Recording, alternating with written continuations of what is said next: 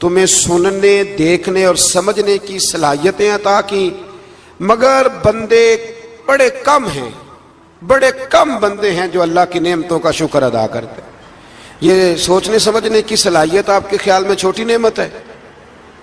بہت بڑی نعمت ہے۔ آپ یقین کریں بعض لوگوں کے پاس سارا کچھ ہوتا ہے لیکن شعور کی دولت نہیں ہوتی، تو یہ بہت بڑی نعمت ہے، اس کا بھی اللہ کی بارگاہ میں شکر ادا کیا کریں۔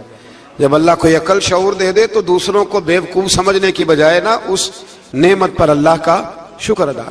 آگے سورہ قلم ہے، اس سورہ مبارکہ کے اندر اللہ تبارک و تعالی نے نا قسمیں ارشاد فرمائیں اور قسم کھا کہ محبوب آپ کوئی مجنون نہیں، آپ کو دیوانے نہیں، یقیناً آپ کے لیے ایسا اجر ہے جو کبھی ختم نہیں ہوگا۔ اور پھر فرمایا وَإِنَّكَ لَعَلَىٰ خُلُقٍ عَظِيمٍ، محبوب جتنے عظیم الشان اخلاق تھے نا ان سب کا ہم نے آپ کو مالک بنا دیا ہے۔ یہ اعلیٰ لفظ اصطلاح ہے، قبضے کے معنی میں آتا ہے عربی میں۔ فرمایا ہم نے آپ کو اخلاق عالیہ کا مالک بنا، جتنے اچھے اخلاق ہیں ان سب کا اللہ نے نبی پاک کو مالک۔ اور سب مفسرین نے بڑا کچھ لکھا، پر بریلی کے امام نے ایک جملہ لکھا تو بڑا ہی شاندار لکھا۔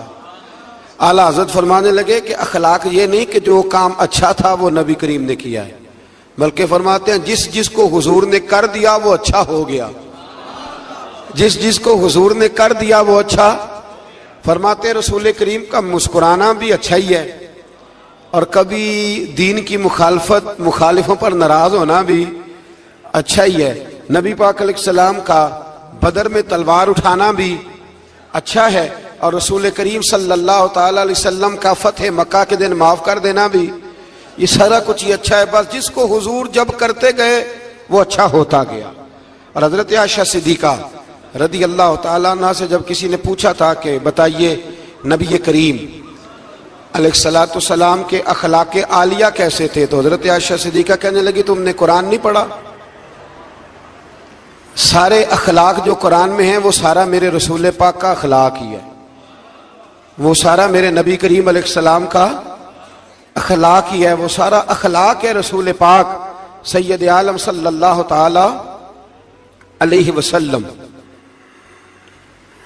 تو پھر اس سے آگے جا کے نا آیت نمبر 8 سے اللہ تبارک و تعالی نے رسول کریم صلی اللہ علیہ وسلم کو فرمایا کہ کفار چاہتے ہیں کہ دین کے معاملے میں آپ ان سے بے جا رعایت برتیں، آپ ان پر آسانی کریں، کھلی چھٹی دے دیں، اور جواب میں وہ بھی رعایت کریں گے۔ فرمایا ایسا نہیں ہو سکتا، حق پر کوئی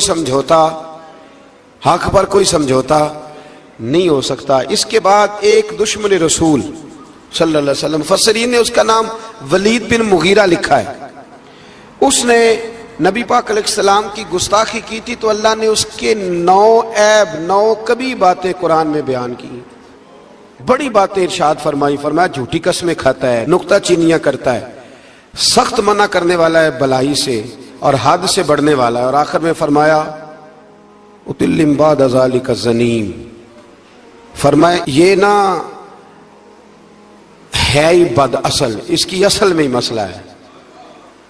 یہ کتنی سخت بات ہے، جب نبی کریم کے بے ادب کی بات ہوتی ہے تو پھر باتیں سخت ہی ہوتی ہیں۔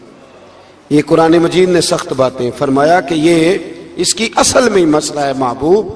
اس نے ایک بات کی تو اللہ کریم نے 9 اس کی کبھی اوصاف بیان فرمائے، اس لیے اعلیٰ حضرت نے کہا تھا دشمن احمد پہ شدت کیجئے، دشمن احمد پہ شدت کیجئے، ملحدوں سے کیا مروت کیجئے، شرک ٹھہرے جس میں تعظیم حبیب، اس برے مذہب پہ لعنت کیجئے، اس برے مذہب پہ لعنت کیجئے، اور جو نہ بھولا ہم غریبوں کو رضا، ذکر اس کا اپنی عادت کیجئے۔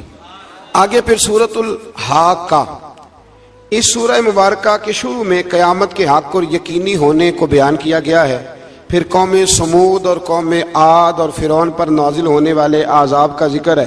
یہ سارے مضامین پہلے بیان ہو چکے ہیں نا جی، ماشاءاللہ تفصیل سے ہم سن چکے ہیں، قوم عاد، قوم سمود، ان سب کے بارے میں اس سورہ مبارکہ میں اللہ نے بیان فرمایا۔ اسی سورہ کی آیت نمبر 19 سے بتایا کہ قیامت میں جس کے نامہ اعمال اس کے دائیں ہاتھ میں دیا جائے گا، یہ اس کے سرخرو ہونے کی علامت ہوگی. جس کے سیدھے ہاتھ میں نامہ اعمال دیا جائے گا مطلب ہوگا کہ کامیاب ہو گیا, اور وہ افتخار کے ساتھ لوگوں سے کہے گا, بڑے فخر کے ساتھ کہے گا کہ آؤ میرا نامہ اعمال پڑھو.